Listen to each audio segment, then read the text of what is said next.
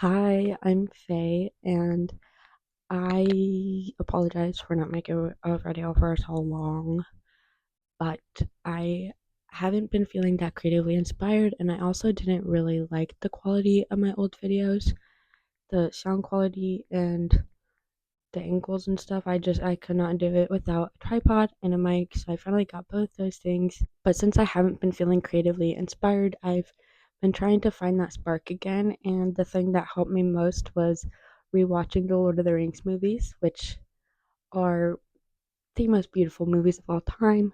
They're my favorites, and I recently watched them with my partner who had never seen them before, so I was able to appreciate them in a way that I haven't appreciated them in a long time since I was a child. I grew up on the Lord of the Rings movies, and if you know anything about me, it's that I like Lord of the Rings, at least in person. If you know anything about me, it's that I like Lord of the Rings. Lord of the Rings is very heavily medieval fantasy inspired, especially with the elven clothing and the men and the humans and such. And, like, of course, the wizardry and the magic. It's all very medieval fantasy, and Tolkien was very much inspired by mythology in general, which of course there was a lot of great mythology in the Middle Ages. I've been seeing a medieval revival, and I think a lot of people have been too. And I think that's mainly been because of the rise of AI. A lot of people are getting annoyed with that, to say the least, and getting exhausted of the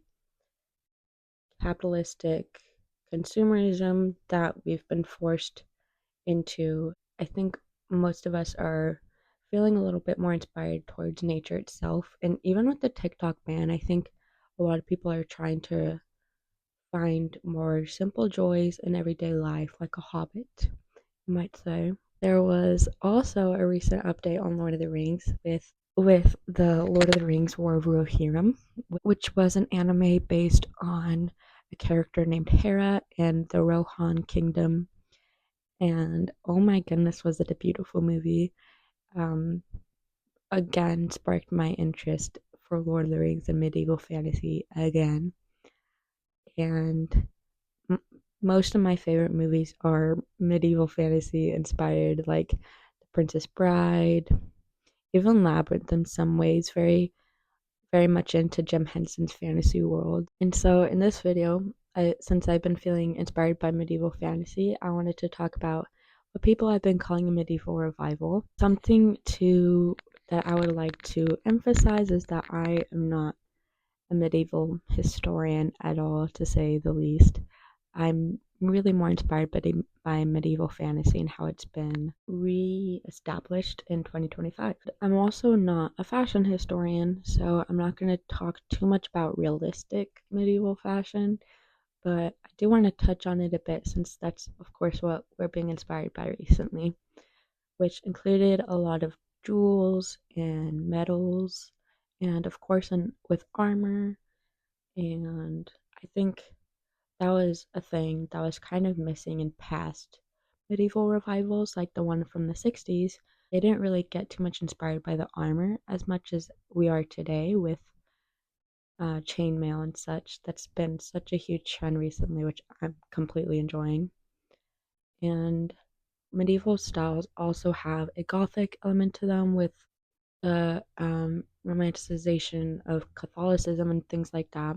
And even astrology was pretty big thing in the Middle Ages.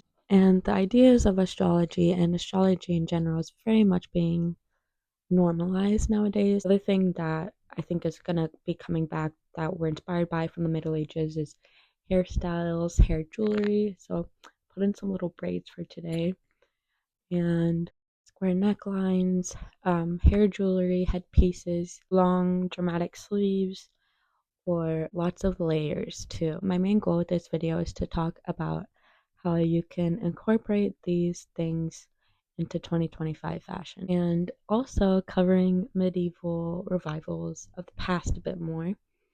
Um, from the 60s and 70s, it was very psychedelic, so it's a lot more vibrant and bright and flower child like. It was very much a sub style of the flower child kind of way of thinking. Donovan's music is, I think, just the king of medieval revival in the 60s. And in the 60s, they focused a lot on velvet, lace, those bell sleeves, of course, and fantastical romanticization of the medieval ages, gladiator sandals, and lots of heavy costume like jewelry, and also the first Ren Fair, which of course is not the medieval ages, but a lot of people take inspiration from the medieval ages to incorporate into the Ren Fairs nowadays. And first of those Ren Fairs was in Arundel in California, which is pretty cool because I'm in California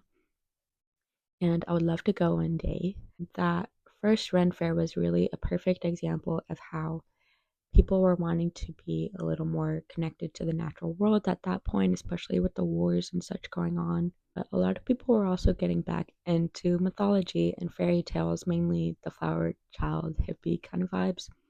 But even like Christian people were very inspired by things like Narnia, of course, since C.S. Lewis was a huge Christian person, religious person. But nowadays, I would love to see medieval inspired clothing and fashion come back in things like I was mentioning earlier, square necklines, velvet, natural fabrics, lace, straight necklines, lots and lots of jewelry, big jewelry like this ring I have on, and even crosses. I think are very big imagery in medieval Middle Ages times. And I think another thing that is inspiring us from Lord of the Rings and medieval fantasy stories in general is that they give off an idea of hope. And that is something a lot of people are grasping onto right now and or missing right now. I would also like to see this medieval revival focus more on the armor, like I was saying earlier, and the silvers and even the coppers of the medieval ages. So now I want to style some medieval inspired outfits for you and kind of walk you through the process of what is exactly medieval inspired by this or moreover medieval fantasy inspired. So this first outfit is a milkmaid peasant style blouse with lace up black boots and a green maxi skirt and lace undersleeves. And I also have cross earrings and a cross necklace and lots of jewelry in general with my rings. This will be the jewelry setup I do for all the outfits. But I think maximalist jewelry and milkmaid outfits and maxi skirts or dresses are really helpful to achieve this aesthetic. I also forgot to mention I had the belt too, and I feel like the belt helps a lot to kind of replicate the armor with the silver chains. Next outfit is kind of a witchy take on the medieval ages, and I have this black lace up. Also, I feel like lace up details are pretty helpful for this vibe.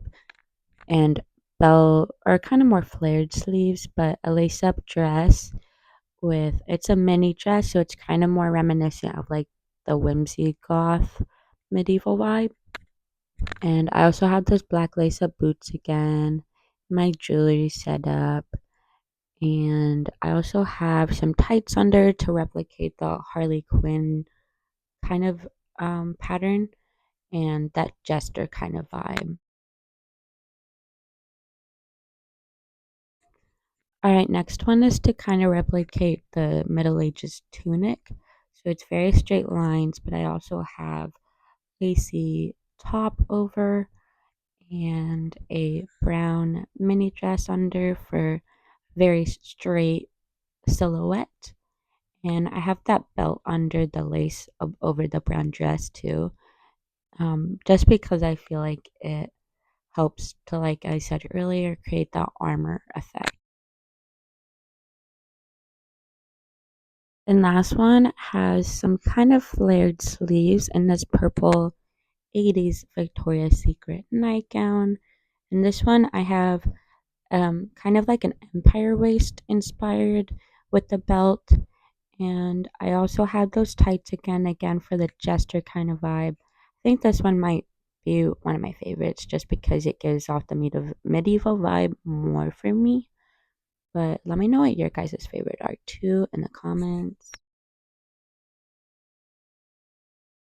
JK, this one's my favorite. I love the brown dress I have over the black dress I had earlier with the sleeves, the flared sleeves, and I have those tights again for the jester kind of vibe. But I also have the brown dress for the tunic kind of silhouette, but also that empire waist silhouette. And it also has some bejeweled embroidery on it, so I feel like that's very medieval reminiscent. This one I wore a pretty similar version to my family's Christmas party, but it's this empire waist maxi dress. It's actually from Zara. I got it thrifting, but I think it's really medieval, kind of reminiscent to me with this maxi green cardigan, my same jewelry setup, and then my black boots.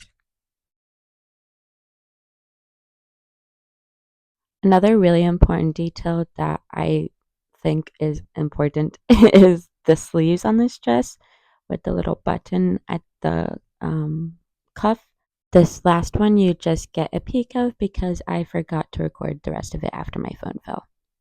Alrighty, and that's the end of my return to YouTube for now.